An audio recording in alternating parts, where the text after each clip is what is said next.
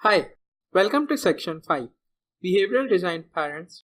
In this section, we'll cover 5 design patterns which belong to Behavioral Design Patterns category, which are Iterator Design Pattern, Mediator Design Pattern, Command Design Pattern, Chain of Responsibility Design Pattern, and Interpreter Design Pattern. Let's take a look at Iterator Design Pattern. We'll cover what is Iterator Design Pattern, real life example, code walkthrough, when to use Iterator Design Pattern, and quick summary. What is Iterator Design Pattern? Iterator Design Pattern enables to get a way to access the elements of a collection object in sequential manner without any need to know its underlying representation. Let's take the real life example of a Facebook page. How many times it happened that other apps try to access your Google contacts or your Facebook friends list? Imagine if they start updating your friend's name, or they start removing your friends from the friend list, or they add some unknown people as your friend. You might get mad, right? So this is our Facebook design pattern community page. I have coded a simple project which will help you understand the problem and solution provided by Iterator Design Pattern. So this is a sample Facebook application wherein we have a class called as Facebook which has friend list. So in the constructor I have initiated with the seed data wherein we have all superheroes like James Bond, Spider-Man, Superman. Well, I am also there and I am no less than a superhero. No, just kidding.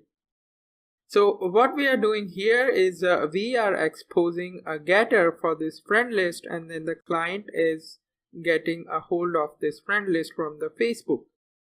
And we are just doing the normal conventional for loop and printing this.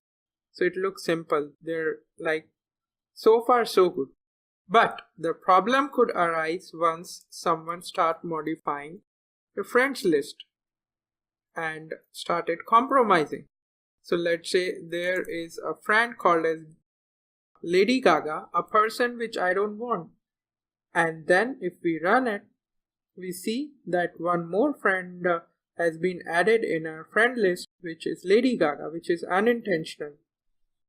The worst part is if someone accidentally clear your data, and then it's a nightmare. So what we learned here is if we expose our data structure directly, underlying data structure is exposed, it's manipulated, it can be trashed accidentally, and data traversal is not uniform. So now let's try to apply Iterator Design Pattern to solve all these problems. So after refactoring and applying Iterator Design Pattern, our code would look something like this, wherein client, instead of directly exposing the data structure, will use the iterator. So Facebook class will expose the iterator. So there is the iterator, which would be the interface, and then it would expose the elements with these methods, first, next, has next, and current value, which would eventually be used by the client to access the data. And it will have the controlled access. Let's look at the sequence diagram wherein client gets the iterator from Facebook class, and then it starts iterating element by element, and that's what gets printed in the client. Here is our updated code. So let's look at the Facebook class. We have the same data, but friend list we have removed the getter, so we don't expose it directly. But we are exposing it through the iterator. So we have an iterator class here wherein we pass the Facebook. Now Java provides us the default iterator implementation in the list by Java utils iterator. We are just using that here. So what we do here is that from the list, once we call iterator, it returns us this iterator. And then we exposed our internal methods, which uses that iterator to give us the sequential access of these elements, which ultimately get used by the client. So it looks something like this here, that we get the iterator, and then we call the first, like initial data with the first, init data with the first, keep increment with next, and check termination condition with has next. So till the time it will have the data, it will iterate over and keep printing the current value.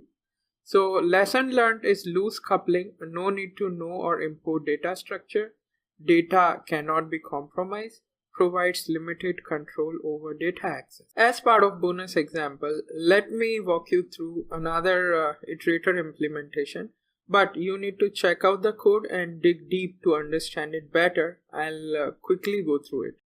So we have an employee class, which is just a normal Pojo with name, sex, and other fields. Then we have an employee manager, which holds the data in two data structures, an employee list and an employee map. So here is our client. Now in our client, we try to add the data in the employee list and then also with the map.